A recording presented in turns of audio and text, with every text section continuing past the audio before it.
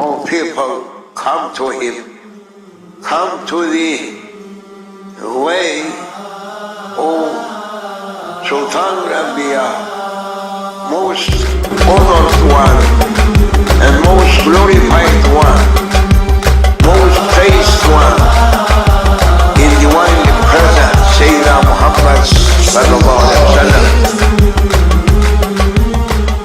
First thing that our Shaykh teaches us, that say that A'udhu billahi minash shaitanir rajim. You are running to Allah subhanahu wa ta'ala from that cursed one, from that far away, casted, outcast one, the one that has been thrown away, because he got what he wanted. He asked Allah subhanahu wa ta'ala that leave me until the end of times. Leave me until judgment day. So I can take as much as I can from these that you created, from these that you have preferred on me. Shaytan was looking for Maqam al-Mahmud. Shaytan was looking for that honor that Rasulullah sallallahu alaihi wasallam will have and got from our Lord. Shaytan was looking into becoming something special. So when Allah subhanahu wa ta'ala created Sayyidina Adam, peace be upon him, and gave him that honor, and to show that honor, he told everybody to make sajda. The angels that were present, make sajda. He did not accept. And he asked Allah subhanahu wa ta'ala, Andirni ila yawmi yub'athun. Make me wait or hold me up until they are resurrected. Ila yawmi yub'athun. So he has, Allah subhanahu wa ta'ala has given him that time. فَقَالَ إِنَّكَ مِنَ الْمُنْظَرِينَ. You are from the ones that has been given until that day. So Shaytan is on top of us. Shaytan is inside of us. Shaytan is around us. Shaytan does not sleep, does not rest. He is after each one of us with his soldiers. And he has his zurriya, he has his soldiers, he has his khayl, he has his rajul. Allah subhanahu wa ta'ala says in Holy Quran that call them, whisper in them first. If you find someone strong, then send your soldiers, your khayl, your horses. In the old times when the horses come, everybody was in the battlefield. When you see the horses, you see the majestic. You see majesty. Because the horse is a right that Allah subhanahu wa ta'ala created for Adam, because Adam was Khalifatullah. His ride, Allah subhanahu wa ta'ala created that horse to be the ride of Sayyidina Adam. That's a sign of Khilafah. That's why you see sultans in the old times, they had the horse. That is the sign, not any other animal. If they wanted to show majestic of the sultan, if they wanted to show honor of the sultan, they will choose the best horse. And camels, you can ride. Sayyidina Rasulullah sallallahu alaihi wasallam had camels. Donkeys you can ride. Mule you can ride. Sayyidina Ali was riding a mule. Sayyidina Rasulullah sallallahu alaihi wasallam had mules and donkeys and horses and had naqa. But the sign of sultan that is reigning, that is ruling, is a horse. So Allah subhanahu wa ta'ala said that these human beings, and myself inshallah, we all become sultans. Why not? Allah subhanahu wa ta'ala has given us that honor. وَلَقَدْ كَرَّمْنَا بَنِي آدَمَ. We have honored children of Adam. We have that honor. So Shaytan wanted that honor. So Allah subhanahu wa ta'ala said to Shaytan, first whisper to them. The weak one from among us, with a whisper, not even with a whisper, with a sign, is enough to take him or take her in the wrong way. You walk down the street, something flashes in front of your eye. You don't hear anything, but something flashes in front of your eye. I mean, let's be honest, ladies. Right away, you get the wrong idea and you get the wrong intention. And some of us will prevent themselves from going down that road. But some of us will be so easy to be lured down that way, right away. These are the weak ones. inshallah we are strong. We have to fight Shaytan. So that's why Allah subhanahu wa ta'ala gave us that verse. First say, A'udhu billahi minash shaitanir rajim. Fasta'id billah. Allah subhanahu wa ta'ala is ordering actually in Holy Quran. It's an order. Seek refuge in Allah subhanahu wa ta'ala from that cursed one, because he's after us. So if a flash does not work, a whisper will come. A whisper does not come, then he will bring his soldiers, his horses, his men, all of them on top of you. That's why sometimes you feel that you have so much urge. You have the urge, and you cannot fight this urge to do something wrong. It becomes you. It dresses you. You have the urge, you cannot not do it. What do you do now? All of us went through it, and all of us have different urge. Not one is the same like the other one. Your eyes are not the same. Your mouth is not the same. Your heart is not the same. And your desires and urges are not the same. And Shaytan knows every desire and every urge in each one of us. And he has a trick for each, and trap and whisper for each urge we have. Allah subhanahu wa ta'ala, in that presence, when he had the angels and Shaytan did not bow, Shaytan asked, قال أرأيت هذا الذي كرمت علي. Tell me about this one that you have preferred on me. لئن أخرتني إلى يوم القيامة لأحتنكن ذريته إلا قليلا. If you keep me, tell me about this one that you have preferred on me. And Grand Sheikh said that Allah subhanahu wa ta'ala allowed him to know each one of us what we are about. He said, tell me, قل أرأيتك هذا. Tell me هذا, this one. Tell me about this one, the one that you preferred on me. So I know how to trick him. And he knew how to trick Sayyidina Adam. It started there, right away. And when we came down on earth, Shaytan is after us. He knows our ins and outs. Don't think Shaytan doesn't know. No, everybody knows inside himself and herself that Shaytan knows what they want to do, and he whispers in their ear, in their heart, to do that wrong thing. Because if Shaytan didn't know you like that, he would not be steering you into that wrong direction. Shaytan is inside of us. And Rasulullah ﷺ has said in his hadith that he goes through the blood veins, the vessels. He's in. So when he is in, he knows your ins and outs and desires, and he knows how to trick you into that wrong way that he wants us to fall in. Why? Because he wants to take us into punishment with him. Because he's punished. There's no more chance for him to be forgiven. But that we don't know either. Allah subhanahu wa ta'ala is great. We don't know. We don't. But Quran, Kareem and Hadith, we know that he has no way of being forgiven for what he has done. But he will take as many people as he can with him. And he has so many things that he can do. And also Allah subhanahu wa ta'ala told them that you can be partners with them in their wealth. وَشَارِكْهُمْ فِي الْأَمْوَالِ وَالْأَوْلَادِ. Be partners with them, partner up with them, make a company with them. Now we go and set up a company and we find people that want to partner up with us. So Shaytan is ready. Let's make money. How can I make money? Oh, there's so many ways. Shaytan is your partner, right next to you. You do this, you do that, you change this number, you change that number, you say this, you say that, you will amass tons of money. That is Allah, that is Quran. وَشَارِكْهُمْ فِي الْأَمْوَالِ. Be partner up with them in their wealth. Not only the wealth. وَالْأَوْلَادِ. Walad. Partner up with them with their children.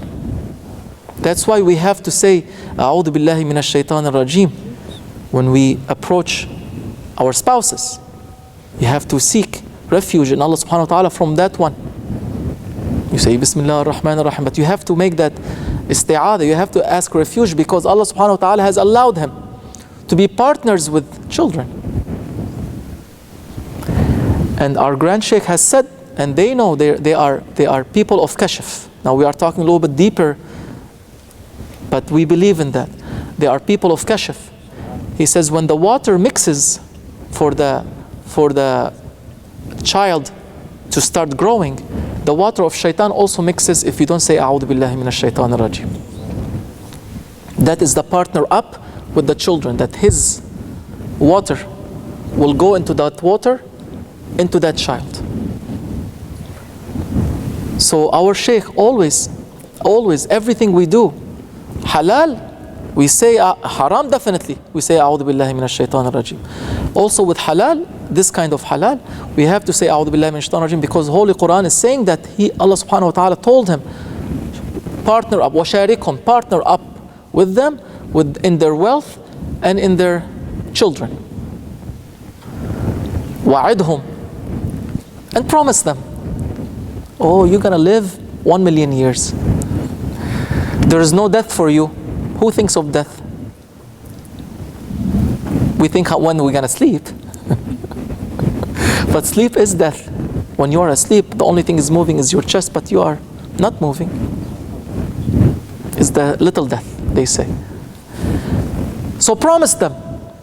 Allah subhanahu wa ta'ala is addressing that cursed one, but not directly, through an angel. Because when it's cursed, he's gone. But he's saying that promise them. Wa'idhum, promise them. Tell them anything they want, they like to hear. Tell them you're gonna be the let's say the president of the whole world. Why not? There's an opportunity. First you go into this elections, then you go into that election, then you become this, then you become that. He's promising long life, because to become a president, it takes you 20 years, 30 years in politics, and then to become president of the world might take you a century. Might never happen. But he promises that it might happen, you might live that long. Work 18 hours a day, because there's so much money for you at the end.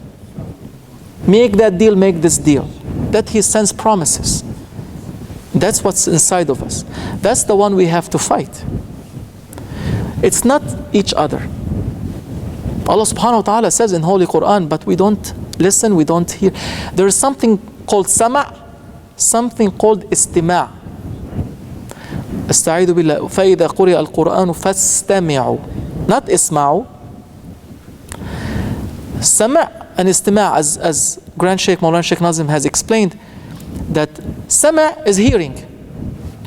You hear everybody. But istima' is hearing or listening with full attention. With full attention. So when Allah subhanahu wa ta'ala is saying in Holy Quran, فَاسْتَمِعُوا, that means that leave everything and listen with full attention to Holy Quran. And Allah subhanahu wa ta'ala says in Holy Quran, but that's what I said, that we don't hear or listen with full attention. What does he say? Allah subhanahu wa ta'ala, استعيذ بالله, إِنَّ الشَّيْطَانَ لَكُمْ عَدُوًّا فَاتَّخِذُوهُ عَدُوًّا. Allah subhanahu wa ta'ala is ordering humanity. What is, he said, فَاتَّخِذُوهُ, all of you, take him as an enemy. Shaytan is your enemy. Allah subhanahu wa ta'ala says the truth. We lie, but he never lies. He says the truth. He said Shaytan is your enemy, not each other. Nowadays people take each other as enemy. Leave. Actually hug your brother. Hug your sister to sister. Hug your sister. Make up with people. Don't take them as and they're not your enemy. The one that has partnered up with you, next to you, is telling you that they are your enemy. That's what you have to get rid of. The one that is next to you. He's here. As Quran says, he's here, and he's back. He never leaves you. He surrounds you from all four corners. So he tells you that one is your enemy. Backbite him. Burn his house. Slash his tires. Take his belongings. Wait until the right moment come and kill his family. Who tells you that? We don't. We are pure. Allah subhanahu wa ta'ala has created us for His service with takreem, with honor. But this one, so Allah subhanahu wa ta'ala says, don't look at that. Look at the one next to you, Shaytaan. Shaytaan is your enemy.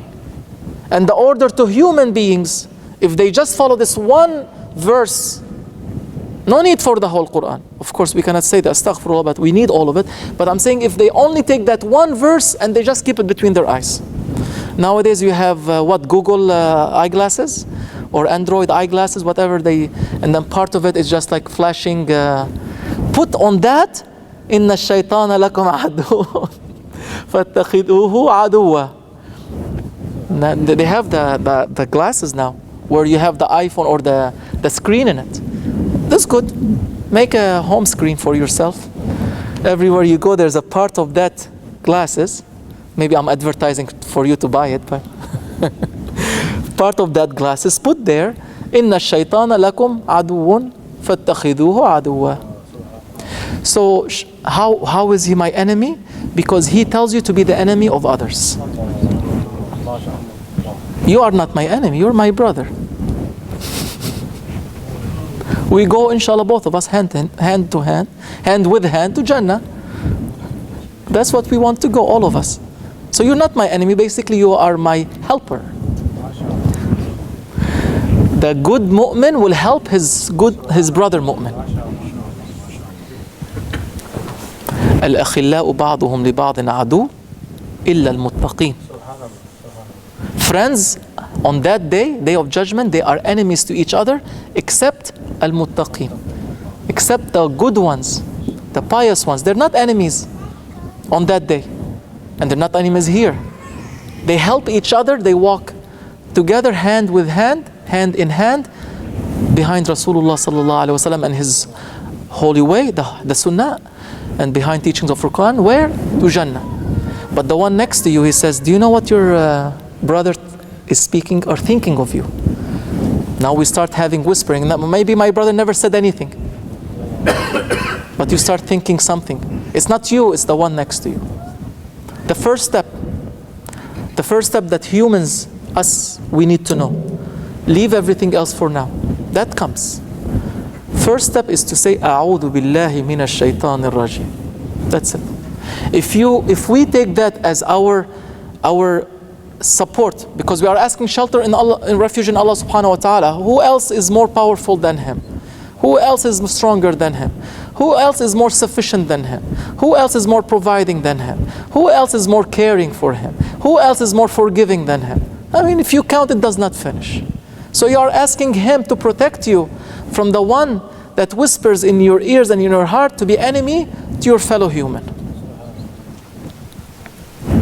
If every Muslim around the world just say A'udhu billahi minash shaitanir rajim when they're meeting their brother or when meeting their sister, they will get rid of this. I don't want to put them on the right hand, I'll put them on the left one, of this bad one. Then we can say Bismillah ar-Rahman ar-Rahim, Alhamdulillahi Rabbil Alameen. You cannot read Quran before you say A'udhu billahi minash shaitanir rajim.